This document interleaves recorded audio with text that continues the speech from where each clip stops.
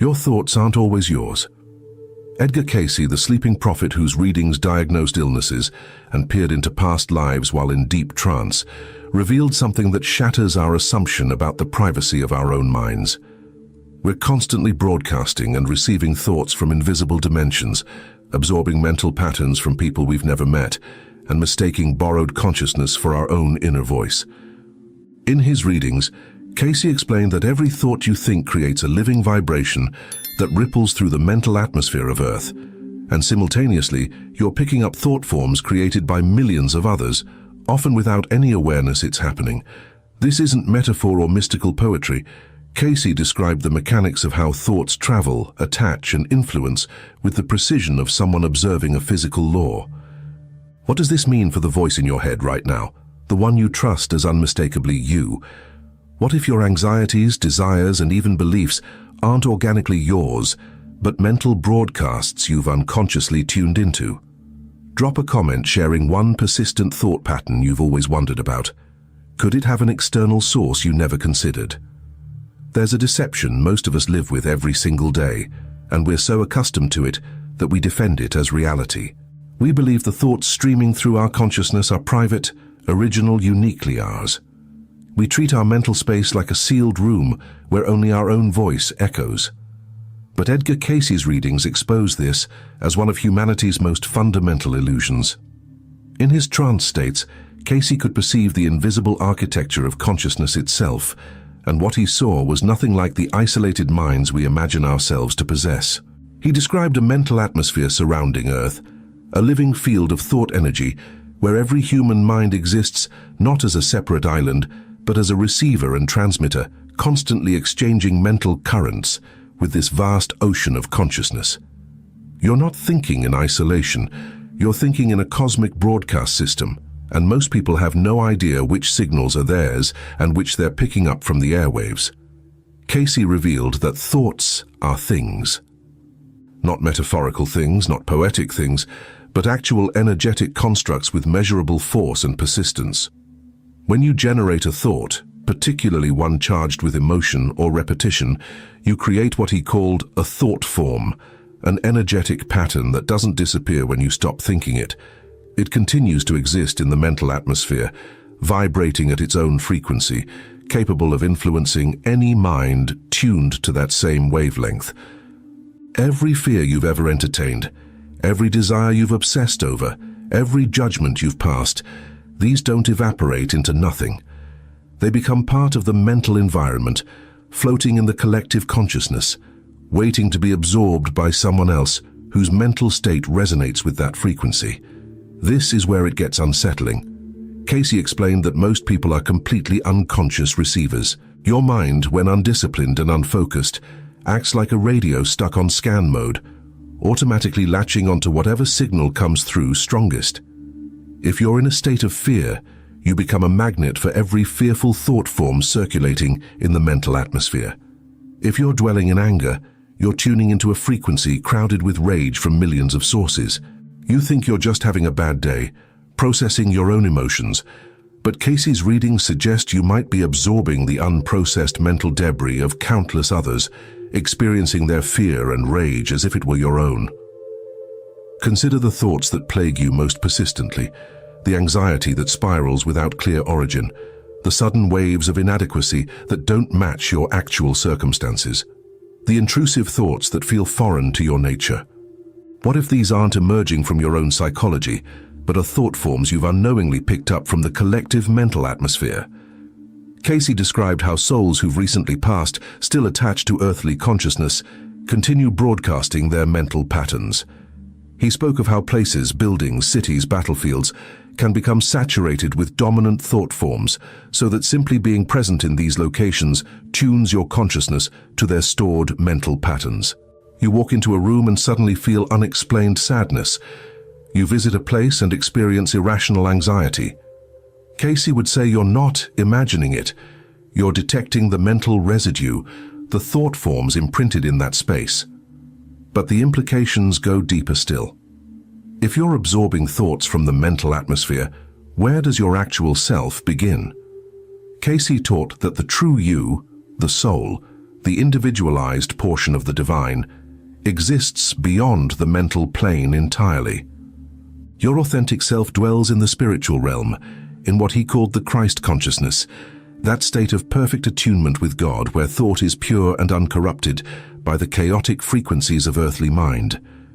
The challenge of incarnation is that you've descended from that pure state into a dense mental environment, and most souls become so identified with the mental noise they're receiving that they forget they have a higher consciousness altogether. This is the tragedy Cayce witnessed in his readings. Human beings suffering from thoughts and impulses they believe define them, when in reality these are just mental broadcasts they've failed to tune out.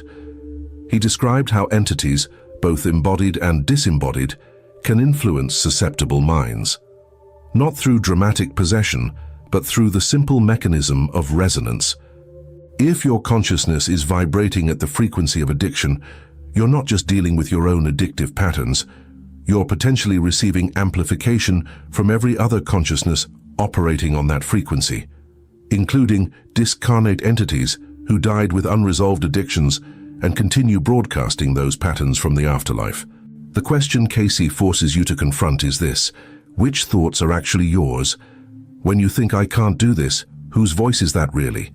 When fear tells you to play small, to avoid risk, to stay hidden, is that your soul's wisdom or a thought form you've absorbed from the collective anxiety of a fearful humanity?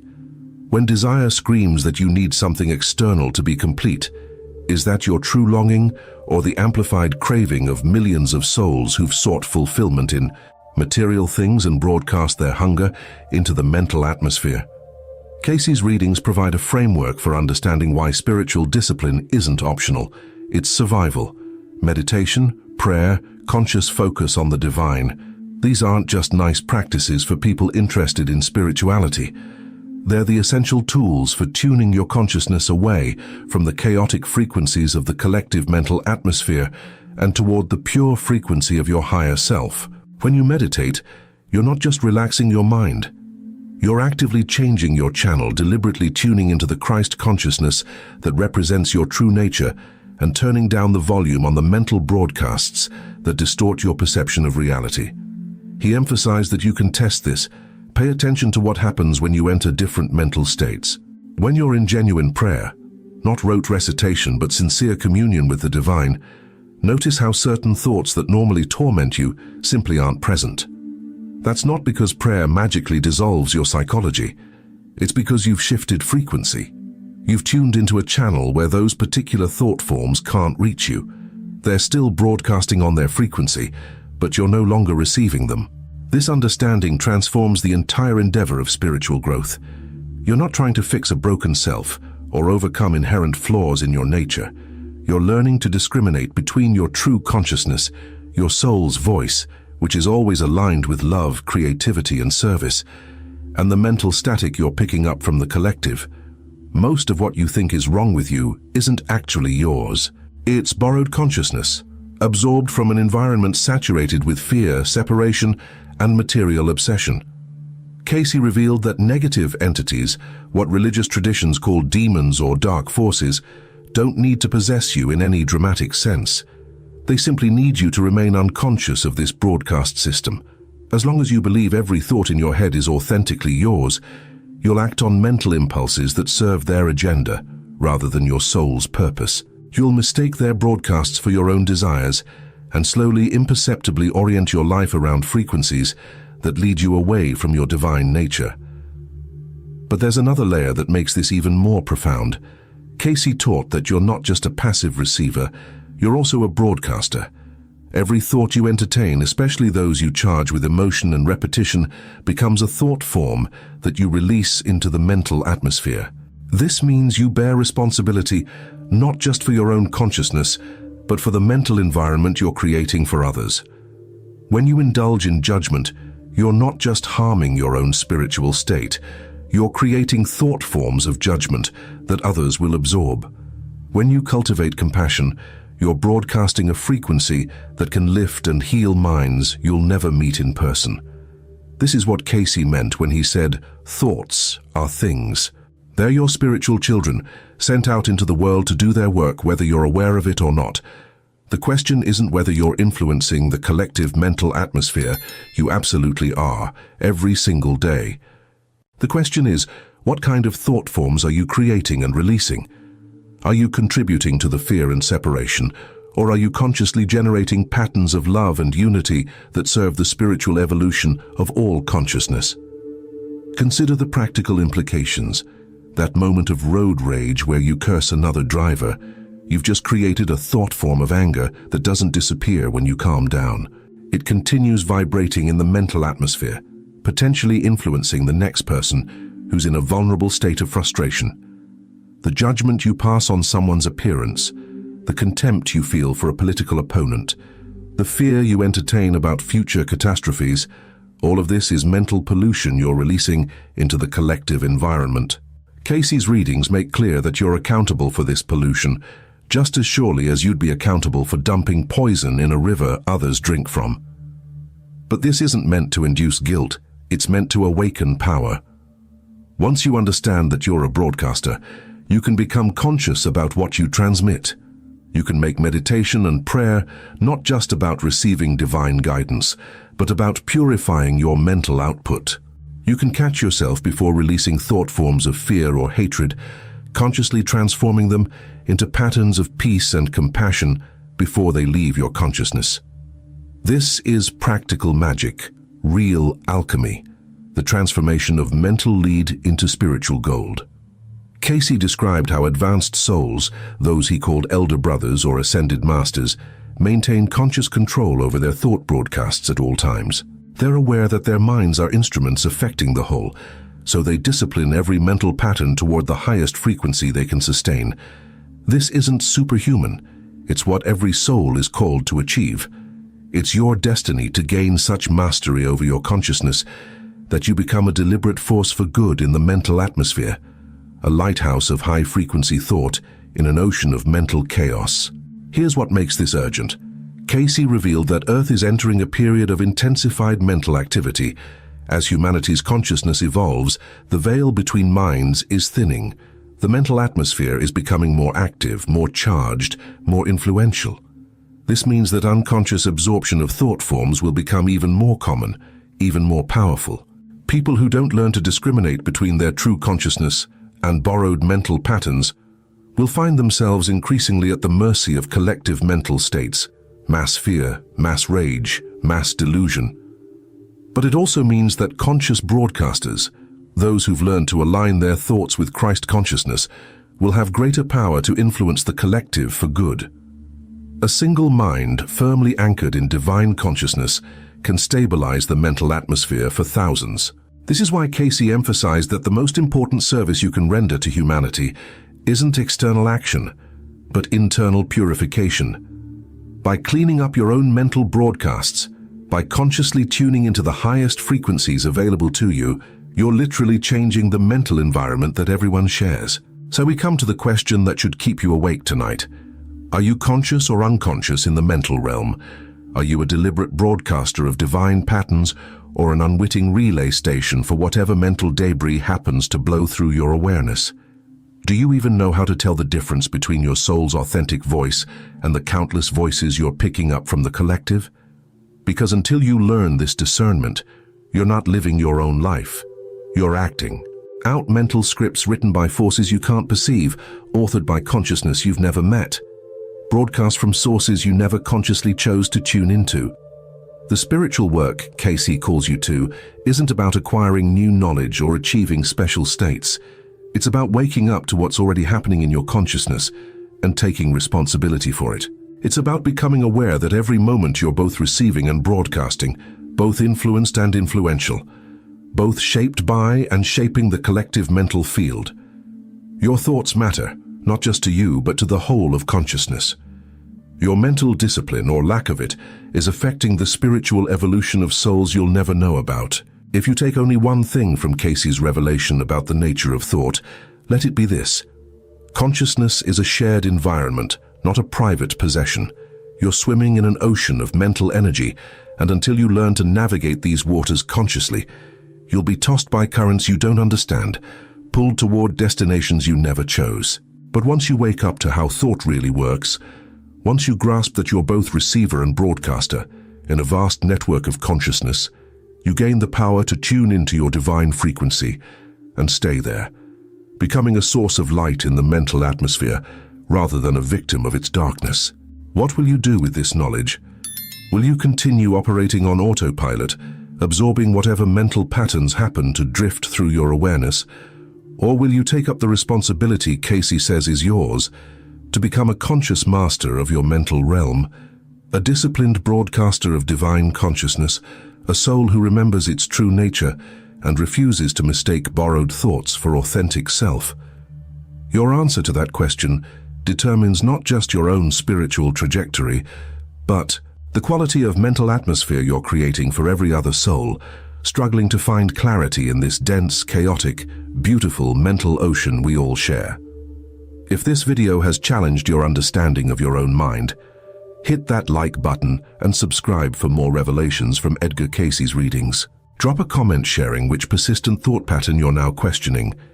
Is it really yours, or have you been tuning into a frequency that doesn't serve your soul's purpose? This conversation doesn't end here. It begins in your consciousness right now, as you decide whether to remain unconscious or to wake up to the broadcasting power you possess. Edgar Cayce entered deep trance states over 14,000 times and returned with information about death that contradicts nearly everything you've been told, revelations so unsettling that even his own family struggled to accept them. What he discovered wasn't comforting religious doctrine or New Age fantasy, but precise descriptions of what your consciousness experiences in the moments after your last breath. Revelations that challenge your assumptions about judgment, heaven, and what happens to souls unprepared for the transition. The most disturbing part, Cayce insisted that how you're living right now, your thoughts, your priorities, your spiritual development, determines not just where you go after death, but whether you'll even recognize you've died. Most people, he warned, remain trapped in confusion for what feels like eternity, unable to move forward because they spent their entire lives focused on everything except their soul's true purpose. Are you preparing for the most important transition you'll ever make, or are you sleepwalking toward spiritual crisis? Share in the comments, what do you believe happens in the first moments after death? In thousands of readings conducted over more than 4 decades, Edgar Cayce returned from his trance states with descriptions of death that shattered comfortable assumptions about the afterlife. These weren't philosophical speculations or religious teachings. They were detailed accounts of what consciousness experiences when it separates from the physical body, and what Cayce revealed should disturb anyone who hasn't seriously considered their spiritual preparation. The most shocking revelation: death isn't what you think it is. Cayce insisted that the moment of physical death is not an ending, not a judgment, and not an automatic transition to peace. Instead, it's a threshold where your consciousness continues exactly as it was in life, carrying every thought pattern, every desire, every spiritual development or lack thereof into a new dimensional experience. The disturbing truth is that most people don't suddenly become enlightened when their heart stops beating. They remain exactly who they were, and that's the problem. Cayce described what happens in those first moments after the final breath with unsettling precision. The soul, he explained, doesn't immediately fly to heaven or face divine judgment. Instead, there's a period of profound disorientation as consciousness separates from the physical body. For some, this transition is smooth and peaceful, a natural progression into higher dimensions of light and understanding. But for others, and Cayce suggested this was the majority, the experience is one of confusion, fear, and inability to comprehend what has occurred. Why such different experiences? Cayce was adamant. The quality of your death experience is determined entirely by the quality of your spiritual life. If you spent your earthly existence focused solely on material concerns, physical pleasures, and ego gratification, your consciousness after death remains anchored to those same vibrations. You may not even realize you've died. Cayce describes souls who continue trying to interact with the physical world, confused about why no one responds to them, frustrated that they can't pick up objects or influence events the way they once did. This isn't punishment from an angry God. It's the natural consequence of spiritual unpreparedness. Cayce taught that death reveals what you truly are, stripping away all pretense and social masks. The consciousness you've cultivated during life, through your thoughts, your actions, your priorities, becomes your immediate reality after death. If that consciousness is spiritually undeveloped, trapped in materialism and ego, you remain trapped in corresponding dimensions, unable to perceive or access higher realms of light and love. Here's where Cayce's revelations become truly disturbing. He described dimensional planes that souls inhabit after death based on their spiritual vibration. These aren't geographic locations, but states of consciousness. Souls vibrating at lower frequencies, those dominated by anger, fear, greed, or selfish desire, find themselves in darker, denser planes where they're surrounded by entities of similar vibration. It's not hell in the traditional sense, but it is a form of self-imposed imprisonment, a dimensional reflection of the consciousness you chose to cultivate during physical life. Cayce spoke of souls trapped in these lower planes for what they perceive as endless time, unable to move forward because they lack the spiritual development to even recognize they need to change. They remain fixated on earthly concerns, trying desperately to influence the physical world, consumed by the same petty grievances and material attachments that dominated their lives. Some don't even realize they're dead. They exist in a kind of twilight state, caught between dimensions, visible occasionally to psychically sensitive individuals as earthbound spirits or ghosts. The question that should terrify you: which plane are you preparing yourself for right now? Cayce insisted that every thought you think, every action you take, every priority you embrace is literally building the dimensional reality you'll inhabit after death. You're not waiting for some future judgment. You're creating it moment by moment through the consciousness you're cultivating. But the revelations grow more disturbing. Cayce described what he called the life review, an experience where the soul, once it achieves enough clarity to move past initial confusion, must confront every moment of its earthly existence, not through the lens of excuses and self-justification, but through the actual experience of everyone you affected.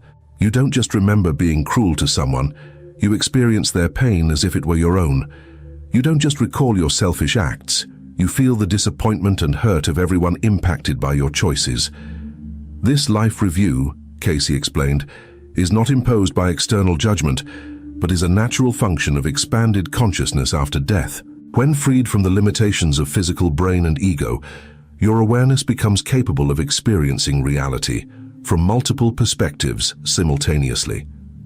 You become aware of the ripple effects of every word, every action, every thought you sent out into the world.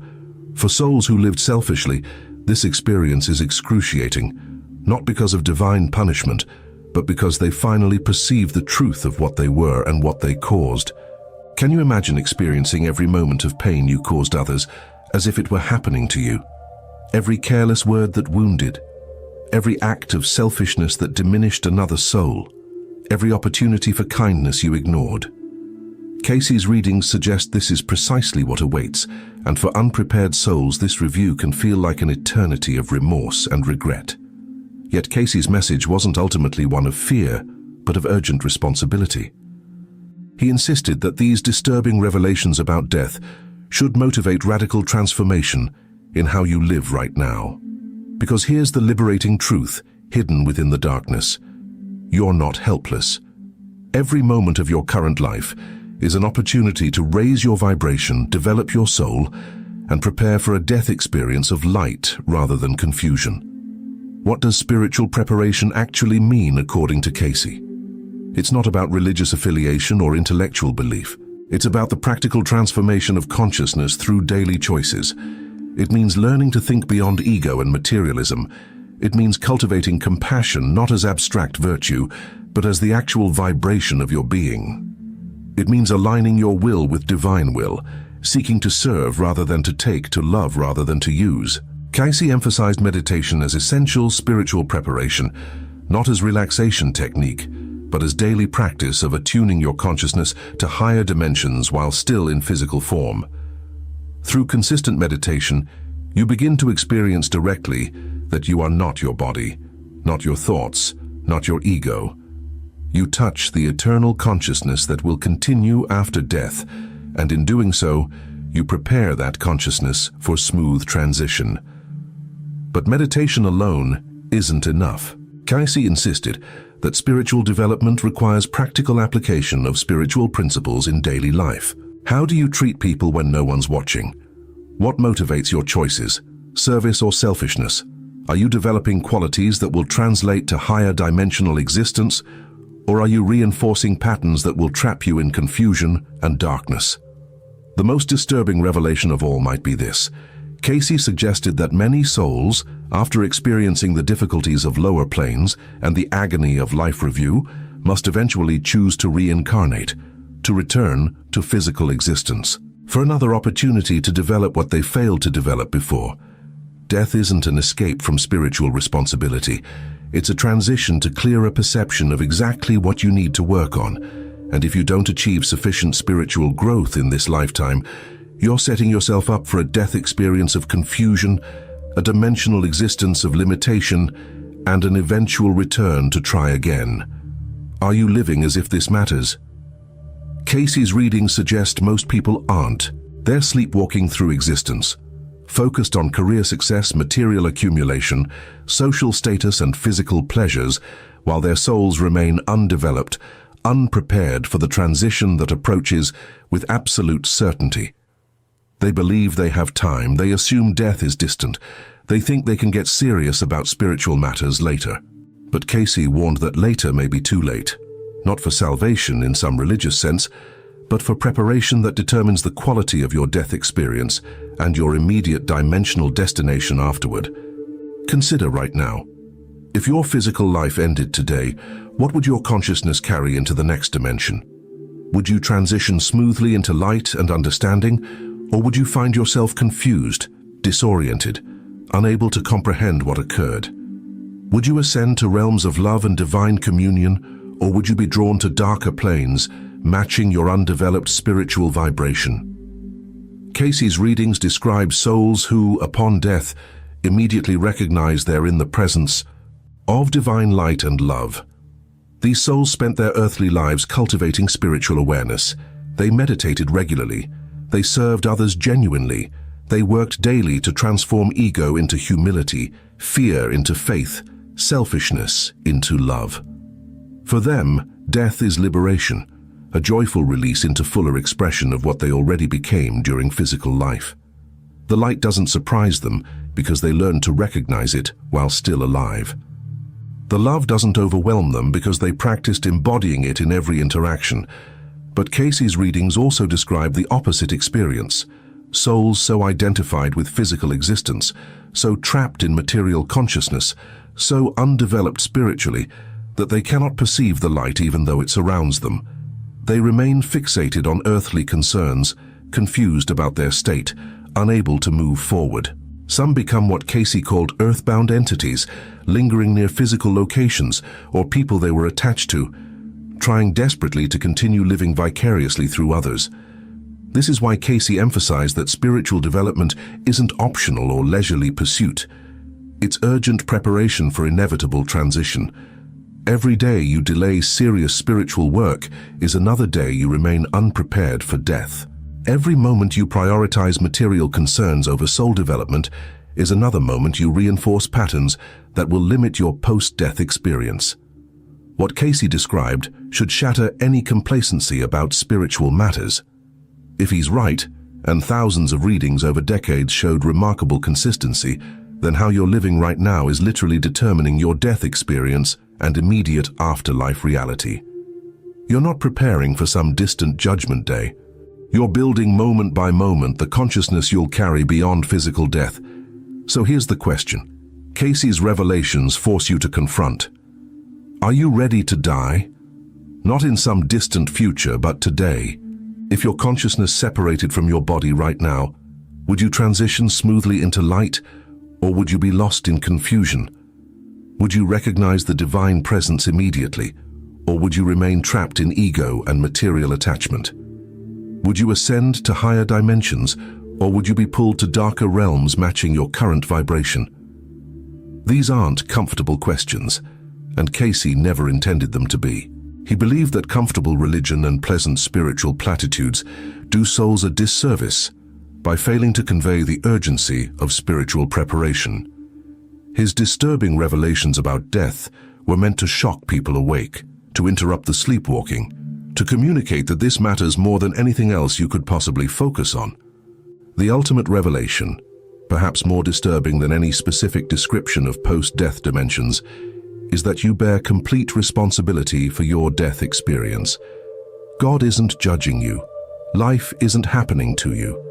You are, through every thought and action, creating the consciousness that will be your reality after death.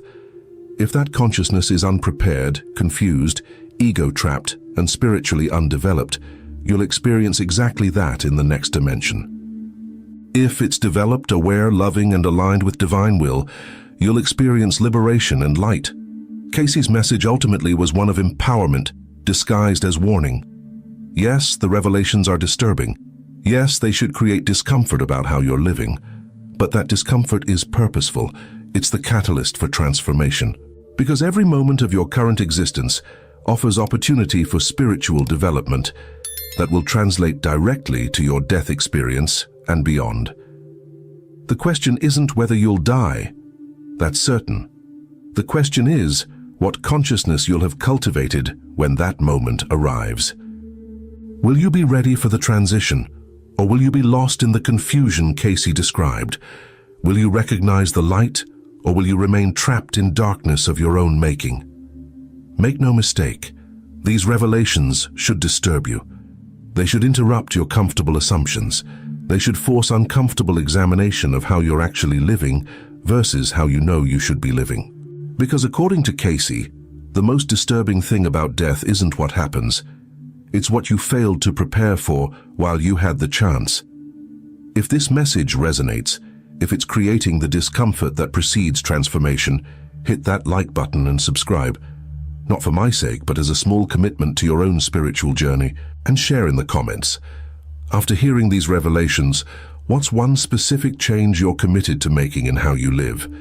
Because awareness without action is just entertainment, and your soul deserves better than that. The most disturbing revelation of all. You already know you need to change, you've always known. The question is whether you'll finally do something about it before it's too late.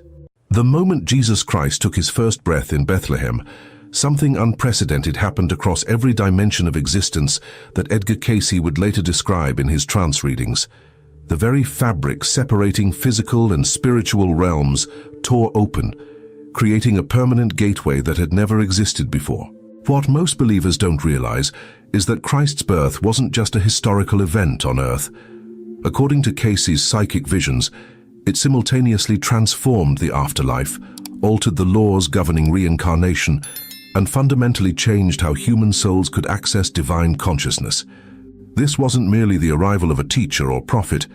This was the universe's operating system, receiving a radical upgrade that would affect every soul that had ever lived, was living, or would ever live.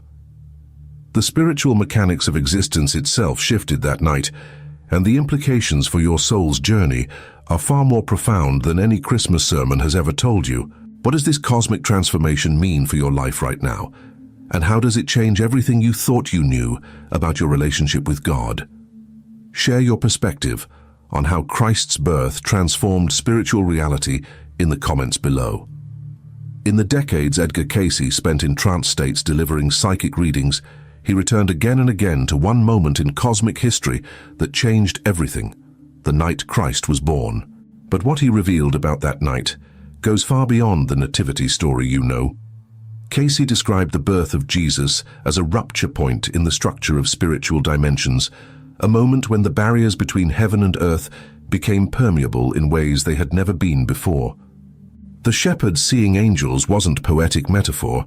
It was evidence that for the first time in human history, beings from higher spiritual planes could manifest directly in physical reality because Christ's incarnation had bridged dimensions that were previously separate.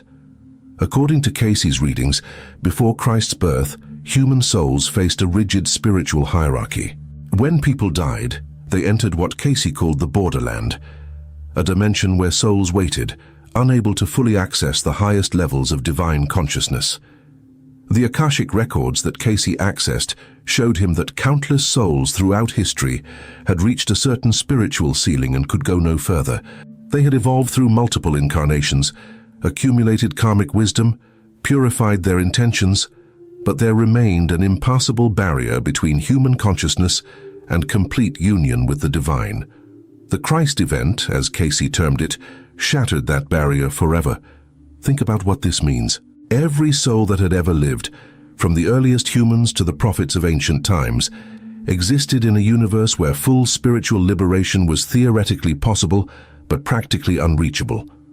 The highest spiritual masters could glimpse divine truth, could touch the edges of Christ consciousness, but they couldn't permanently merge with it. Cayce revealed that this limitation wasn't arbitrary, it was structural. The material universe and spiritual dimensions operated on different vibrational frequencies that couldn't naturally harmonize. Human souls were trapped in a cycle of reincarnation with no ultimate escape route to complete divine reunion. When Christ incarnated in physical form, Cayce explained, something unprecedented occurred. Divine consciousness successfully downloaded into dense physical matter without losing its essential nature. This wasn't the first time a highly evolved soul had incarnated to teach humanity. Cayce spoke of other masters, other avatars, other enlightened beings throughout history, but they were highly evolved human souls reaching upward toward divinity. Christ was divine consciousness, reaching downward into humanity, and that directional difference changed the metaphysics of existence itself. In his readings, Cayce described how Christ's physical birth created what we might call today a quantum entanglement between the material and spiritual dimensions. Before that moment, these dimensions touched at certain points: prayer, meditation, near-death experiences, psychic phenomena, but they remained fundamentally separate. Christ's incarnation created a permanent bridge, a living connection that couldn't be undone. And here's what most people miss. This bridge wasn't just created for Jesus himself. It was created for every human soul. The path Christ opened by incarnating is a path that remains permanently open for all consciousness to traverse. Cayce revealed that the moment Christ was born, the spiritual realms reorganized themselves. Souls who had been waiting in intermediate dimensions suddenly found new pathways available to them. The Akashic records show a cascade of spiritual liberation that began that night and rippled backward and forward through time simultaneously. Souls who had died centuries before Christ's birth suddenly gained access to higher dimensions they couldn't reach previously.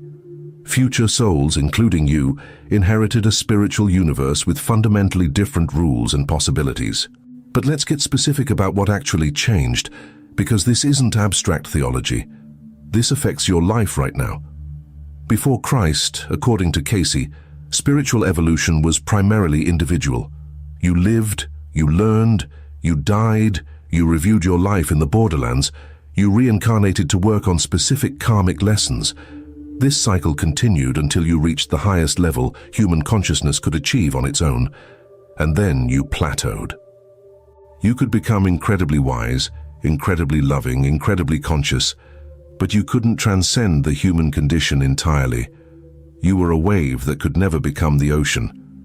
Christ's birth changed this by introducing what Cayce called the Christ consciousness principle into the fabric of human experience. This wasn't about believing in Jesus as a historical figure or religious requirement. It was about a new spiritual technology becoming available to all human souls. Christ consciousness in Cayce's framework is the awareness of your complete unity with God, while simultaneously maintaining individual identity. It's the paradox resolved. You are a unique soul, and you are one with all creation. Before Christ incarnated, this state was theoretically possible but practically inaccessible because there was no template, no pathway, no living proof that it could be done in physical form. When Christ lived as Jesus, he didn't just teach about divine love. He demonstrated that human biology and divine consciousness could coexist in one being. He showed that physical matter could be completely infused with spiritual light without being destroyed by it. His miracles weren't violations of natural law. They were demonstrations of what becomes possible when consciousness fully masters the material dimension. And according to Cayce, Every miracle Christ performed created a new potentiality in the collective human consciousness. Walking on water proved that physical limitations are actually consciousness limitations. Healing the sick proved that disease is fundamentally a spiritual disconnection that can be corrected. Raising the dead proved that consciousness is primary and matter is secondary. Are you beginning to see how this changes everything? You're not living in the same spiritual universe that existed before Christ's birth. The rules are different now. The possibilities are different. Before that night in Bethlehem, human spiritual evolution was like trying to climb a mountain with no peak. You could ascend forever but never reach the summit. Christ's birth and life constructed a ladder from earth to heaven that every soul can now climb. The work of your life is no longer just about learning lessons and balancing karma. It's about actualizing the Christ consciousness that became available to humanity through his incarnation. Cayce was explicit about this in his readings. Christ didn't come to be worshipped as someone separate and superior to humanity. He came to reveal what humanity can become. When Jesus said, "These things I do, you shall do also, and greater things," he wasn't being poetic or metaphorical. He was stating a literal spiritual fact. The Christ consciousness he embodied is your birthright now. It's available to you in ways it wasn't available to souls before his birth. The spiritual dimensions have been restructured to make this possible. But here's where it gets challenging, and this is what Cayce emphasized repeatedly. Just because Christ opened the door doesn't mean you automatically walk through it. The pathway exists now, but you still have to choose to walk it. And this is where most people get lost. They hear about Christ, they believe in Christ, they worship Christ, but they don't embody Christ consciousness. They treat Jesus as a savior who does the work for them instead of understanding that he came to show them how to do the work themselves. In Cayce's readings, he describes how the spiritual realms that night, filled with what he called the Christ light, a frequency of divine love and unity consciousness that had never penetrated the lower dimensions before. This light didn't force itself on anyone. It didn't override free will. It simply made available a state of consciousness that was previously impossible to achieve. Souls in the afterlife who were ready could now access it. Souls about to incarnate could now bring more of it into physical form. And souls already living on earth that night felt something shift, even if they couldn't articulate what had changed. The wise men who followed the star weren't just tracking an astronomical phenomenon. According to Cayce, they were advanced spiritual practitioners who understood that major shifts in spiritual dimensions create physical manifestations. The star was real, a genuine celestial event, but it was also a marker, a sign that those trained to read the spiritual atmosphere could recognize. They knew something monumental was happening in the invisible realms, and they followed the physical sign to find its earthly anchor point, the child Jesus. Now bring this forward to your life today. You live in a post-Christ universe. The spiritual operating system has been upgraded.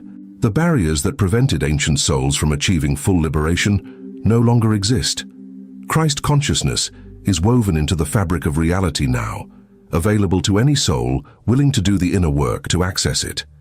But, and this is crucial, most people never access it. They live in a world transformed by Christ's birth, but remain trapped in pre-Christ consciousness. They operate under the old rules, the old limitations, the old separation between human and divine. Why? Because transformation requires participation. Cayce was adamant about this. Christ opened the door, but you have to walk through it. He created the bridge, but you have to cross it. He activated the potential within every human soul, but you have to actualize that potential through your choices, your consciousness, your daily application of spiritual principles. The spiritual realms changed forever that night in Bethlehem, but your personal spiritual reality only changes when you align yourself with what Christ made possible. Think about your life right now. Are you living as if Christ consciousness is available to you, or are you living as if you're separated from God by an unbridgeable gap? Are you treating your spiritual evolution as an individual struggle, or are you tapping into the collective Christ light that became accessible to all humanity? Are you seeing Jesus as someone who did something for you 2,000 years ago, or as someone who demonstrated what you yourself can become? Cayce's readings reveal that the greatest tragedy of Christianity isn't disbelief, it's settling for belief without transformation. Millions acknowledge Christ without embodying Christ consciousness. They celebrate his birth every December without recognizing that his birth was meant to birth something new in them. The spiritual realms reorganize themselves to make your enlightenment possible, but if you don't actively engage with that possibility, it remains potential rather than actual. Here's what Cayce saw in his trance states that most people miss. Christ's birth wasn't just about saving souls from sin, or providing moral teachings or establishing a religion. Those are secondary effects. The primary event was ontological. Reality itself changed. The relationship between spirit and matter fundamentally shifted. What was impossible before became possible after. And this wasn't a temporary change, it's permanent. The spiritual architecture of the universe was remodeled that night, and it can never go back to what it was before. This means you're not just a physical being having occasional spiritual experiences. You're a spiritual being having a physical experience in a universe where spirit and matter can fully interpenetrate each other, because Christ proved it's possible. Your body isn't a prison for your soul. It's a temple where divine consciousness can dwell if you prepare it properly. Your earthly life isn't a punishment or test you have to endure before returning to spirit. It's an opportunity to manifest heaven on earth, just as Christ demonstrated. But, and Cayce was crystal clear about this, you can't manifest Christ consciousness through belief alone. You manifest it through embodiment. This means your daily choices matter spiritually. How you treat others reflects your consciousness level. Whether you choose fear or love in each moment determines whether you're aligned with the Christ light that became available at his birth. Your thoughts create your reality because thought is the builder, one of Cayce's core principles. And in a post-Christ universe, your thoughts have access to divine creative power that wasn't accessible before. The spiritual realms that reorganized themselves that night in Bethlehem are waiting for you to step into your role as a co-creator with God. Christ didn't come to be the only Son of God. He came to reveal that all humans are children of God, with divine creative potential. The spiritual dimensions that opened that night remain open, but most people never walk through the door. They stand outside admiring the door, worshipping the one who opened it, but never crossing the threshold themselves. So here's the question that should haunt you, not in a fearful way, but in a way that drives you to action. If Christ's birth transformed the spiritual realms to make your enlightenment possible, what are you doing with that possibility? If the barriers that trapped ancient souls no longer exist for you, why are you still living as if they do? If the Christ light is woven into the fabric of existence now, available to any soul willing to align with it, why are you settling for darkness? Cayce spent decades in trance accessing the Akashic records and delivering readings that transformed thousands of lives. But one message came through with absolute consistency. The Christ event was real, it was cosmic, it was transformative, and it was meant for every soul, not just believers in a particular religion. The night Christ was born, the spiritual realms changed forever. The question is, will you change with them? Will you step into the Christ consciousness that became your birthright that night in Bethlehem? The shepherds heard angels because the dimensions had become permeable. The wise men saw the star because spiritual shifts create physical signs. And you're reading these words because somewhere in your soul, you know that you're meant for more than the limited consciousness most people settle for. Christ opened the door. The spiritual realms reorganize themselves to support your journey home to God. Everything is prepared. Everything is possible now in ways that weren't possible before. The only question remaining is, will you walk through the door that Christ's birth opened, or will you spend your life standing outside looking at it, talking about it, believing in it, but never actually crossing the threshold? The spiritual realms changed forever that night. The universe itself transformed. And it's all waiting for you to claim your inheritance as a child of God, living in a post-Christ reality, where full enlightenment, complete divine union, and Christ consciousness itself are no longer impossible dreams. They're your spiritual birthright, purchased by the cosmic event we celebrate as Christmas. But birthrights must be claimed, possibilities must be actualized, and transformation requires your participation. The night Christ was born, everything changed. The question is, have you changed with it? If you found this exploration meaningful, please like this video and subscribe to this channel as we continue diving deep into Edgar Cayce's most profound spiritual revelations. And in the comments, share your thoughts. How does understanding Christ's birth as a cosmic dimensional shift change your spiritual practice? The number you fear most isn't lurking in some distant apocalypse. It's operating through your thoughts at this very moment. Edgar Cayce, the sleeping prophet who entered trance states over 14,000 times, revealed something about 6666 that contradicts every sermon you've ever heard.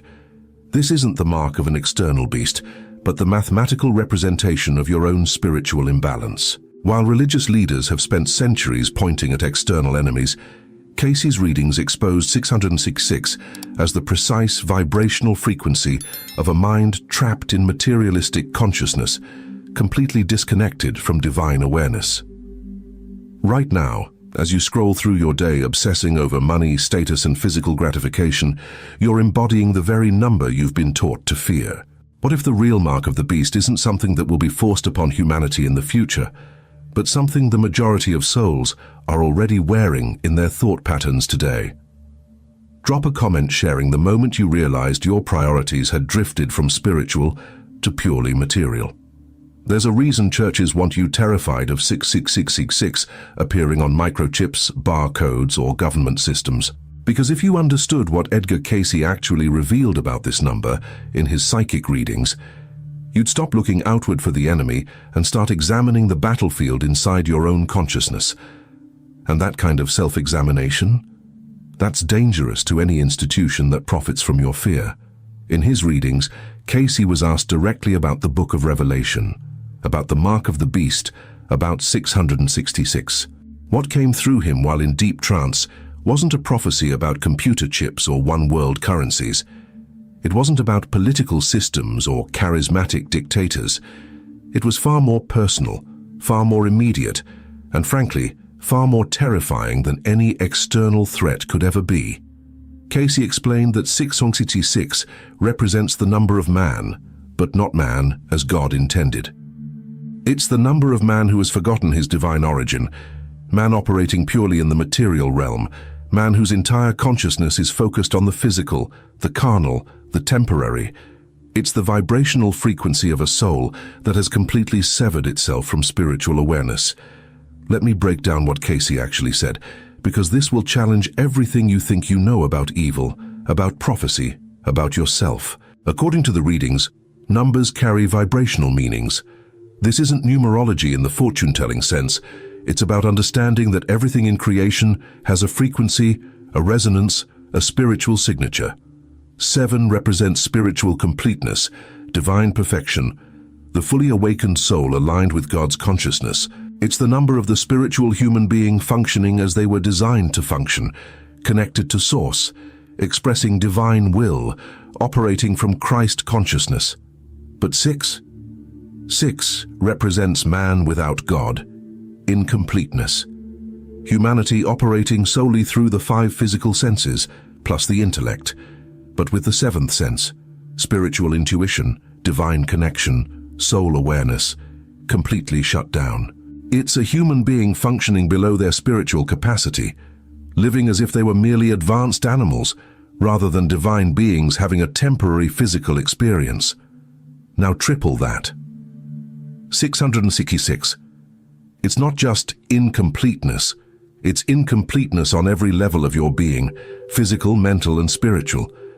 It's the person whose body is obsessed with pleasure and comfort, whose mind is consumed with material success and status, and whose spirit is so dormant it might as well be dead. This is the human being living entirely for the world and completely cut off from the divine source that created them. Are you starting to feel uncomfortable yet? Good. You should be. Because this isn't ancient history or future prophecy.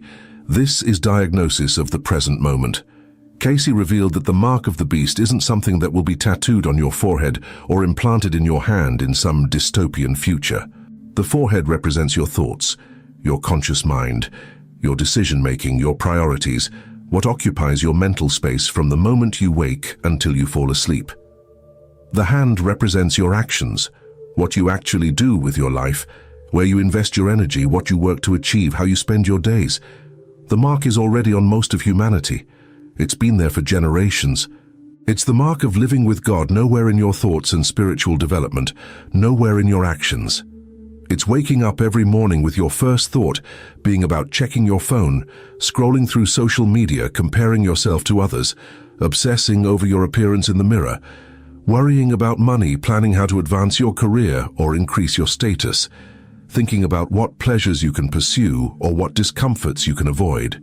It's going through your entire day focused exclusively on material concerns, making money, spending money, impressing others, consuming entertainment, seeking comfort, avoiding anything that challenges you spiritually, and then going to bed, having never once considered your soul's purpose, your relationship with the divine, whether you're growing spiritually or stagnating, whether your life has any meaning beyond the accumulation of experiences and possessions. That's 666. That's the consciousness Cayce was warning about. And if you're honest with yourself, you'll recognize how many hours of your day are spent in exactly that frequency. How many of your thoughts are material versus spiritual? How many of your actions serve your ego versus your soul's evolution? But here's where it gets even more revealing, even more personal. In Cayce's mystical interpretation of Scripture, the beast doesn't come from outside. It rises from within. It's your own lower nature, your ego, your animal self that wants immediate gratification, fears death, craves security, and worships the material world. Every soul incarnating into physical form has this beast within them. It's the part of you that is purely biological, purely survival-oriented, purely selfish. The question isn't whether you have this beast nature. You do. Everyone does. The question is whether you're feeding it or starving it, whether you're letting it control you, or whether you're mastering it through spiritual discipline. When you choose instant pleasure over spiritual discipline, you're feeding the beast. When you binge on entertainment instead of studying spiritual truth, you're feeding the beast. When you pursue wealth as your primary goal rather than as a tool for service, you're feeding the beast. When you obsess over your physical appearance but neglect the condition of your soul, you're feeding the beast. When you make decisions based solely on what's in it for me without considering spiritual principles or divine will, you're feeding the beast. Every time you choose comfort over growth, distraction over meditation, material gain over spiritual development, ego gratification over soul evolution, you're feeding the beast. You're reinforcing 6666 consciousness. You're strengthening the very thing that's keeping you separated from God. This is what it means to take the mark. It's not a one-time event in the future where you'll consciously decide to worship Satan or reject God. It's a daily choice, moment by moment, thought by thought, action by action. Are you operating from your spiritual nature or your animal nature? Are you thinking with divine consciousness or material consciousness? Are you serving God or serving self? Cayce was explicit in his readings. The Battle of Armageddon isn't a physical war that will be fought in the Middle East with armies and weapons. It's the war raging inside every human soul, the battle between your higher spiritual self and your lower material self, between Christ consciousness and beast consciousness, between living as a divine being having a human experience versus living as an animal, with no awareness of its spiritual origin or purpose. And here's the part that should shake you to your core. Most people are losing this battle without even knowing they're in it. They're so identified with their material self, so consumed with physical existence, so addicted to the world's way of thinking, so hypnotized by the culture of materialism, that they don't even recognize their spiritual self anymore. They've taken the mark so completely that they don't remember they were supposed to be something more than this. They think they're just human, just animals who happen to be smarter than other animals. Just biological organisms trying to survive and experience pleasure before they die. They have no concept that they're eternal spiritual beings, that they existed before birth and will exist after death, that they're here on a mission, that they have a divine purpose, that their true identity is as a child of God. This amnesia, this spiritual unconsciousness, this complete identification with material existence, this is 666 at its most successful. The beast has won so completely that the person doesn't even know there was a battle. Look at the society around you with fresh eyes. Look at what's celebrated, what's pursued, what's valued, what's considered success. Physical beauty, the perfect body, the perfect face, the right clothes, the ideal image. Material wealth, the big house, the luxury car, the impressive bank account, the ability to buy whatever you want. Fame and recognition, followers on social media, likes and comments, being known, being admired, being envied. Power over others, climbing the corporate ladder, political influence, being in control, getting your way. Pleasure and comfort, entertainment, food, sex, drugs, alcohol, vacation, relaxation, avoiding any discomfort. The entire culture is vibrating at 666, the consciousness of man separated from God, living for the flesh, worshipping the material, serving the self. Everything in mainstream society is designed to keep you focused on the physical, to reinforce material consciousness, to make you believe that success in the world is all that matters. And if you're participating in that culture without conscious resistance, without deliberate spiritual practice, without daily reconnection to divine consciousness, then you're wearing the mark too. Your thoughts bear it every time you worry about money more than you contemplate God. Your actions express it every time you work for material gain, but do nothing for spiritual growth. You've become what Cayce warned about, a soul so focused on the physical realm that you've forgotten you're a spiritual being, so obsessed with the temporary that you're ignoring the eternal, so consumed with the material that you've lost connection with the divine. But here's the crucial part. The reason Cayce gave these readings in the first place, the message of hope embedded in this terrifying diagnosis. You can change your frequency. The mark isn't permanent. It's not predestined. It's not forced upon you by external powers. It's a choice you make with every thought, every action, every moment of every day. 7 is the number of spiritual completion. Moving from 666 to 777 is the journey every soul must make. It's the shift from material consciousness to Christ consciousness, from living for the world to living for God, from serving self to serving the divine plan, from being the beast to being the spiritual being you were created to be. How do you make this shift? Cayce was crystal clear in his readings about the practical steps, the actual work required. This isn't theoretical or abstract. It's concrete, daily, disciplined spiritual practice. First, you must examine your thoughts with brutal honesty. What actually occupies your mind throughout the day? Not what you wish occupied your mind, not what you think should occupy your mind, but what actually does. Track it. Pay attention. What are you thinking about when you wake up? What thoughts dominate your morning, your afternoon, your evening? If it's primarily material concerns, money worries, status anxiety, what you need to buy, what you want to achieve, your physical appearance, what others think of you, your comfort and security, your plans for pleasure or entertainment, then you're thinking with beast consciousness. Your mind is marked with 666. You need to deliberately, consciously, repeatedly redirect your mind towards spiritual questions. Why am I here? What is my soul's purpose in this lifetime? How can I serve the divine plan? What does God want to express through me? Am I growing spiritually, or am I stagnating? What spiritual lessons am I supposed to be learning from my current circumstances? How can I be more loving, more compassionate, more aligned with divine will? This isn't about becoming religious in the traditional sense of following rules and rituals. Cayce taught that true spirituality transcends all religions while honoring the truth in each. It's about reconnecting with your divine source, remembering that you're a spiritual being and aligning your consciousness with higher truth rather than material illusion. At first, you'll find it incredibly difficult to keep your mind on spiritual matters. Your thoughts will constantly drift back to material concerns. This is normal. This is the momentum of 666 consciousness. You've been training yourself to think materialistically your entire life. Changing that pattern requires persistent effort. But here's what Cayce emphasized. Every time you catch yourself in material thinking and consciously redirect to spiritual thinking, you're weakening the beast and strengthening the Christ within you. Every time you choose to contemplate divine truth instead of worry about money, every time you focus on soul growth instead of status achievement, every time you think about how to serve instead of how to get, you're changing your frequency. Second, examine your actions with equal honesty. What do you actually do with your time, energy, and resources? Again, not what you intend to do, not what you wish you did, but what you actually do. How many hours per day go to spiritual development versus material pursuits? How much of your energy goes to serving others versus serving yourself?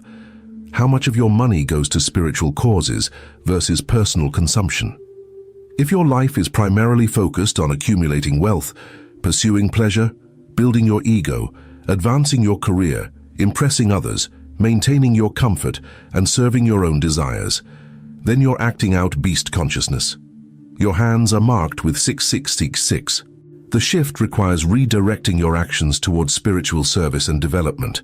This doesn't mean you have to quit your job and become a monk. Cayce never taught that.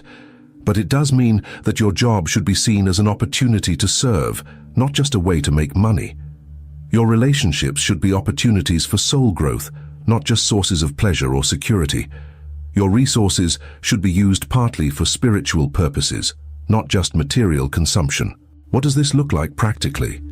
It means setting aside time every single day for spiritual practices, meditation, prayer, reading spiritual texts, contemplation.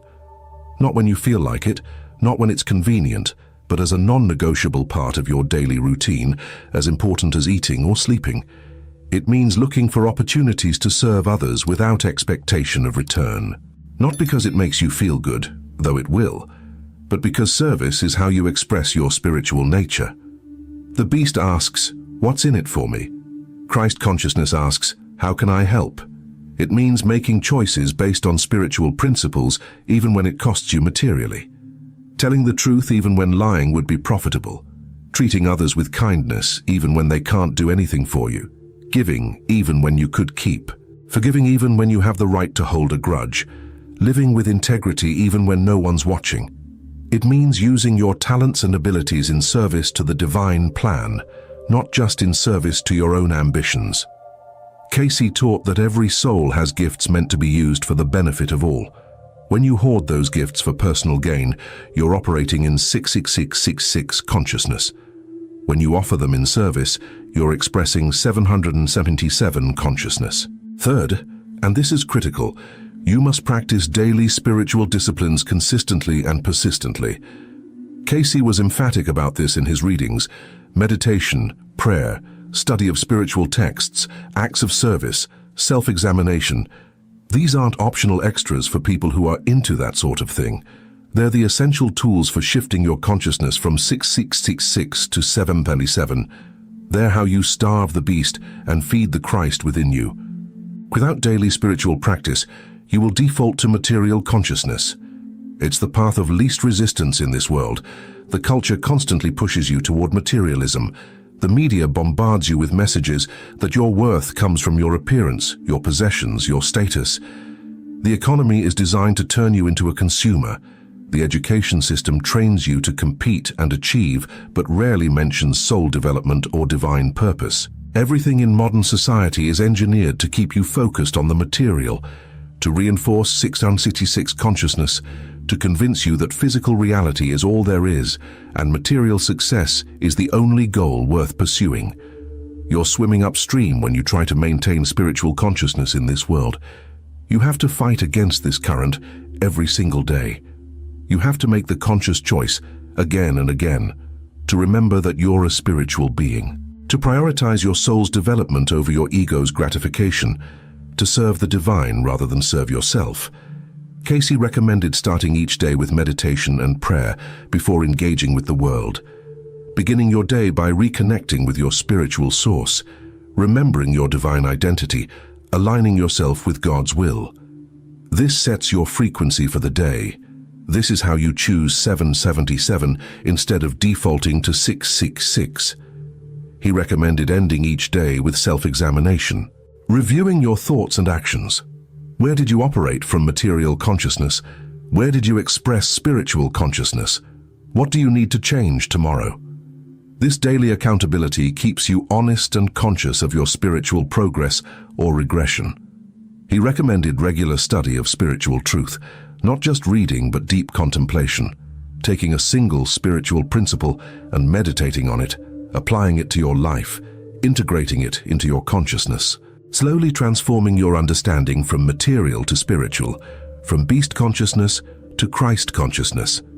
Here's what Cayce saw in his readings that most people miss. The so-called end times aren't about the world ending in some apocalyptic event. They're about an age ending, an age of material consciousness giving way to an age of spiritual consciousness. The old world dominated by 66666 is crumbling. A new world based on 77D7 is emerging. The choice facing humanity isn't whether to accept a physical mark from some external authority.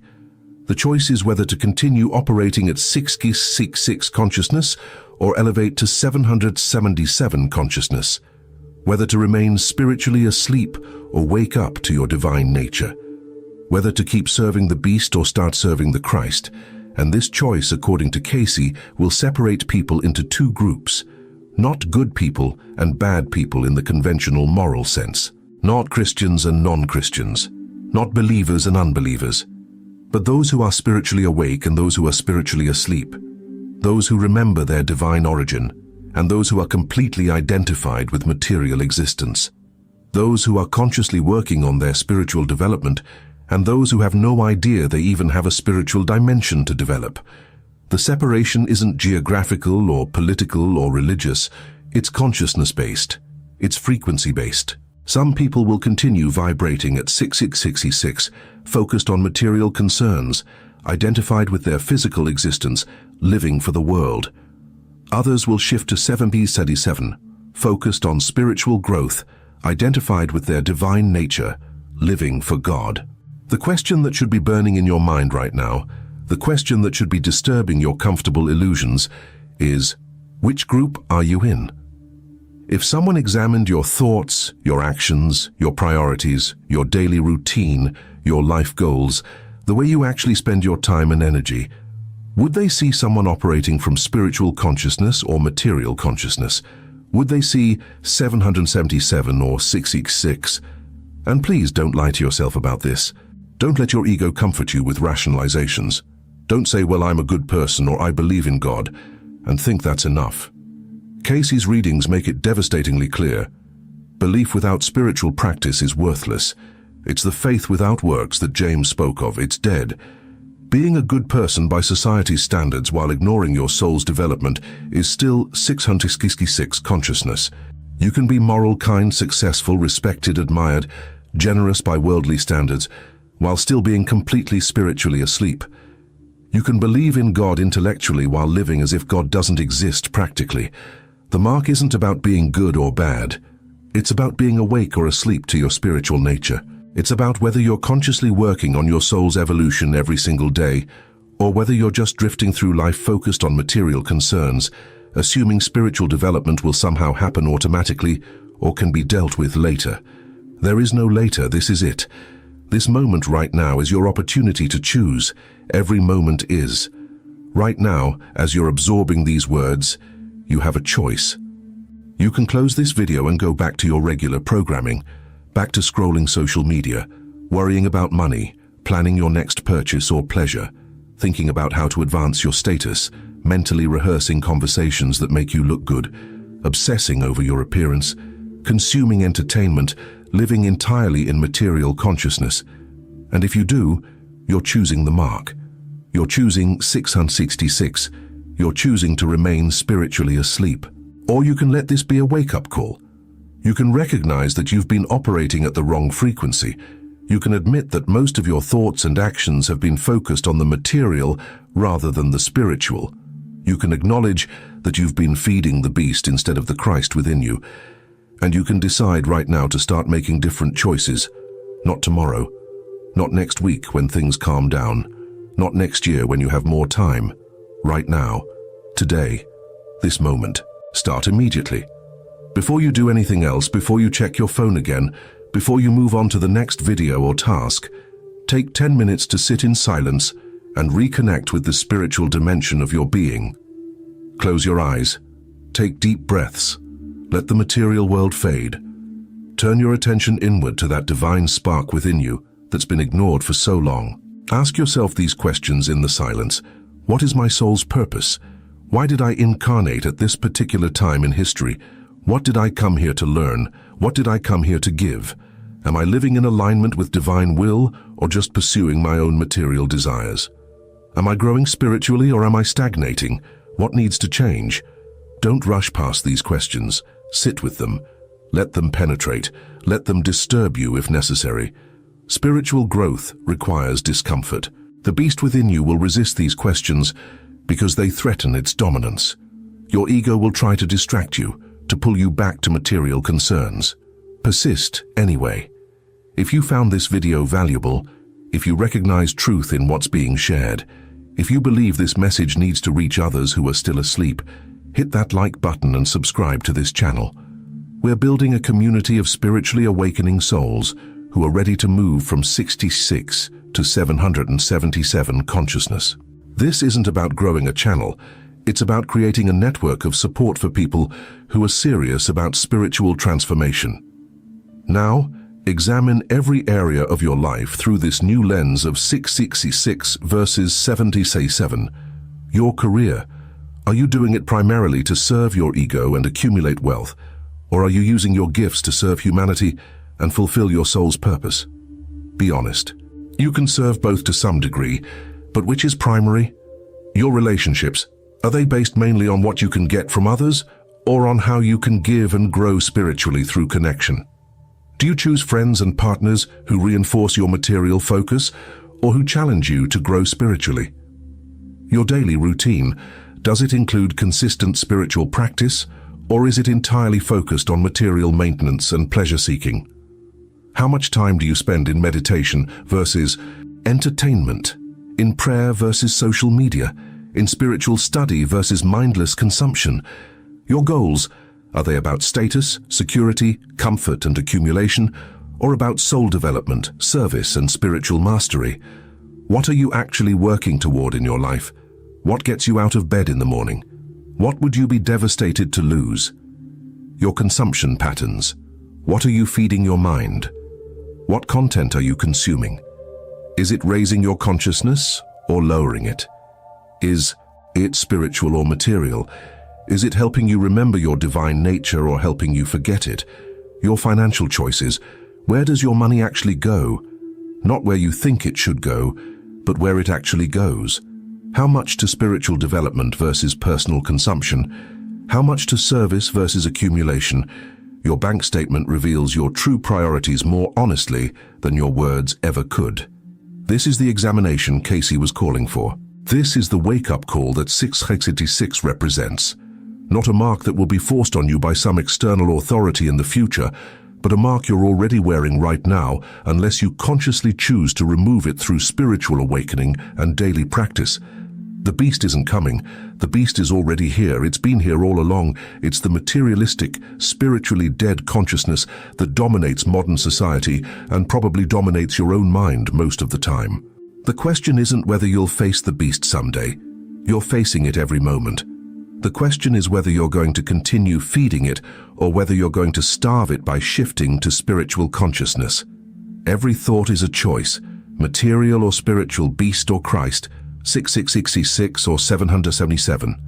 Every action is a choice, serving self or serving God, pursuing pleasure or pursuing growth, building the ego or developing the soul. Every moment is an opportunity to operate from your divine nature rather than your animal nature, to think with spiritual wisdom rather than material logic, to align with God's will rather than assert your own. This is what Edgar Cayce really revealed about 666. Not a scary prophecy about microchips and one-world government in some distant future, but a mirror showing you the truth about your consciousness right now, today, this moment. The real question isn't, will I avoid taking the mark?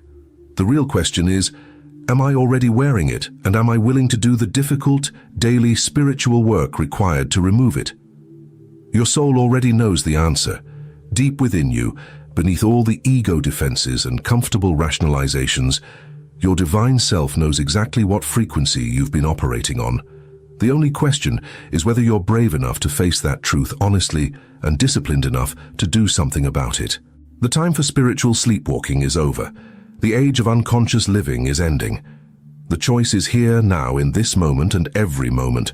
What will you choose? Will you continue vibrating at 666, living as if you're merely a sophisticated animal with no higher purpose? Or will you do the work to shift to 777, awakening to your true identity as a divine being having a temporary human experience? Cayce saw that this choice would define the coming age. Not politics, not technology, not economics, consciousness. The evolution or devolution of human consciousness. And it starts with you, with this choice, right now.